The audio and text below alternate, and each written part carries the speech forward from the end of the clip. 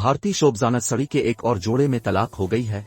अदाकार विवन डीसीना और अदाकारा वोबुज दोराबजी ने अपने रास्ते अलग कर लिए हैं।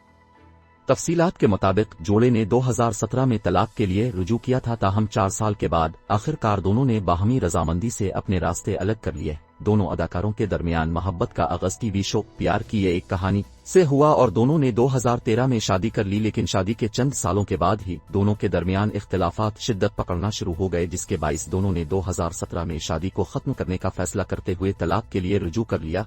ताहम अब दोनों ने बाहमी रजामंदी से अपनी मंजिलें अलग करने का फैसला कर लिया है और मुश्तरका पैगाम भी जारी कर दिया है।